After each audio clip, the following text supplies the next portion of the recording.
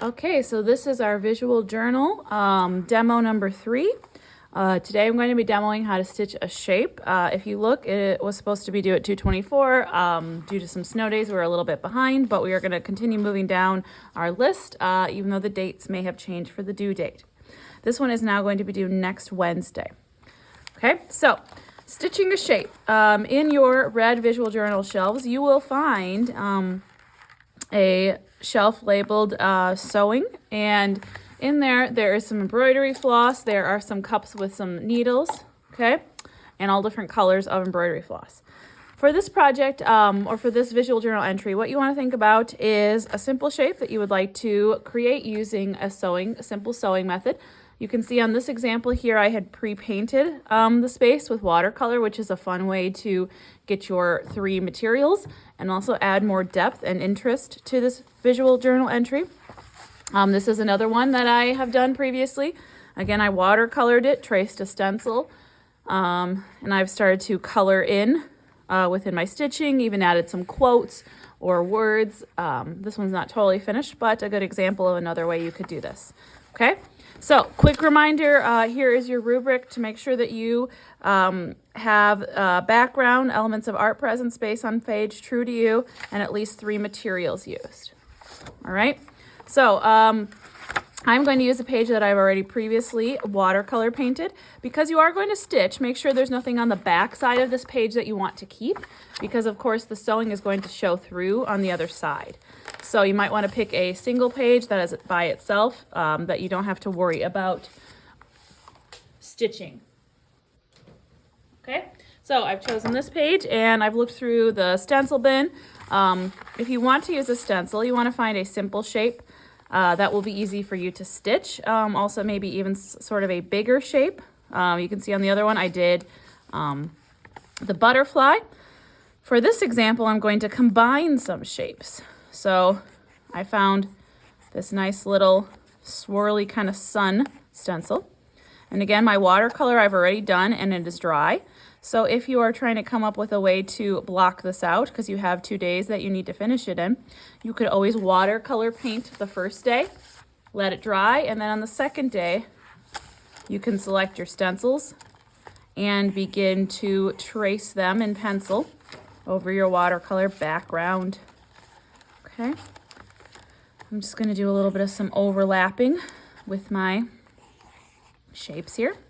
Again, it's just pencils, so don't be afraid of if you need to erase something. That's all right. That's why we start in pencil first. Okay, so once I have placed my stencil on the paper, then the next thing I'm going to do is mark my stitching places. So I'm going to use my finger as the measuring instrument here. I'm just going to start somewhere and I'm going to just make a dot on either side of my finger. Okay, so you can see that right there. And I'm going to continue around using my finger as the spacer to get my dots evenly spaced out on the shape. Okay, now because I've chosen a pretty complex shape here, it's not necessary that I stitch around every part of it. Maybe I'm only going to stitch around the outer edge of my stencil shape, and that is just fine.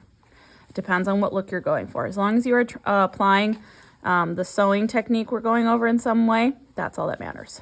Okay, so for this one, you can see here, I just placed the dots around the 3 circles. All right, next thing you're going to do, you'll need one of the cups in there, and you are going to take out a sewing needle. These are blunt edged, so they are not very sharp, but still, of course, always be careful. Sometimes people will have not cleaned off their floss that they used last time, so make sure that if you need to, you just take some scissors and you just kind of cut that knot away. Of course, I'll have to throw that out. What I want to do here is I'm going to pre-poke the areas that I'm going to sew. So I'm going to hold my paper. Again, make sure there's nothing behind there. Make sure my fingers are away from where the needle is going to come through. Okay, and I'm just going to go around and pre-poke all of those dots that I just made with the pencil. This is obviously important so that when you stitch around it, the dots are already there and you're not having to go through and poke them. You certainly could do that, but this is just easier than it's already prepped for you. Okay. Sometimes you wiggle it a little bit to make sure that the needle has made a big enough opening in your paper that you'll be able to sew through. Okay, When you're getting your embroidery floss out, they should have a little wrapping around them. Try to keep that there. That helps these to get less tangled. There should be a loose end that you can find. You're going to pull that loose end straight out. Okay. For what I have here, I would say you need about 12 inches or 1 ruler's length of thread. If you ever run out, you can certainly simply tape it to the back and get another piece of thread. Okay. And then I'm going to thread the needle. If you need to, you can use a little bit of water to kind of help thread the embroidery floss through the needle there, and just a little bit of patience. Okay. This is where I wish I could edit. Okay, so I've gotten it through the needle there. Go ahead and make sure that you tie your thread around your needle so it's not going to come out while you are sewing. All right. So now my needle is ready and I'm going to start sewing, and I want to start on the back side. You'll also want a piece of tape. I'm going to need to tape the loose end to the back side. All right, so we're going to start by lifting it up, and you can start anywhere you'd like. I'm going to go ahead and start just right here, I suppose. And I'm starting on the back side of my design. Pull my thread through. Now on the back side, I'm going to watch, and I want to leave about an inch long tail of my thread. Okay, I'm going to take the tape and I'm going to tape that down, and really take your fingernail and kind of score that so it's stuck well to the paper. Okay, that is important so it doesn't pull through as we are stitching. Okay, if you have never stitched before, simple thing to remember is if you're up, you go down. If you're down, you go up. And it's always a repeated pattern. So right now I'm up or above my paper surface. I'm going to take my needle and go to the next dot. It doesn't matter. I could start on this dot or I could start on that dot as long as I make my way around the shape. So I'm going to go down because I am up. Okay, I'm going to place my needle through the hole, pull the thread until it makes my first stitch. So now I am down, and so now I'm going to go up. So I'm going to find the next closest dot and pull my thread through. Now I'm up, so I'm going to go down. Okay, now I'm down, so I'm going to go up. And you can see it's going to do every other stitch, okay? And that is fine because you're going to make your way around this 2 times if you want to have a solid stitch line. Otherwise, you will have, as you can see, a very spaced out stitch line, which might also be okay depending on what you're going to do. I'll show you my other examples again. Most of them I do decide to go around a second time. It just looks a little bit better that way because then it makes a nice little outline, and then your stitching just looks more even and clean. Okay, so we're just going to check here. Got a little dot right here. So as you can see, I'm just going to make my way around until I get all the way back to this beginning.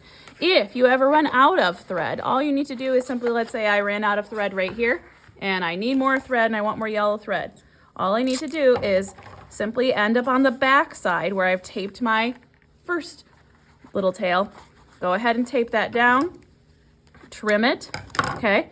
Now my needle is loose and I can thread a longer piece of thread, and I can start right where I left off in the next hole, pull it through, leave a tail, and tape it, okay? It doesn't matter what it looks like on the back side. So you can see I would need to continue to go around here. And you could also add other threads, of course. Maybe I want to do a pink or something in between these stitches so that I have a little bit of a pattern, okay? Once again, here is the one that I showed you here. I clearly went around twice so that I didn't end up with any spaces in between. Okay, and you can see on the back side, kind of looks a little messy. I have a few places where I, taped my tails down, but that's fine. So, and then I also have this example that was just a leaf shape. And I definitely went around that one twice so that I ended up with a solid outline. All right, thank you for listening.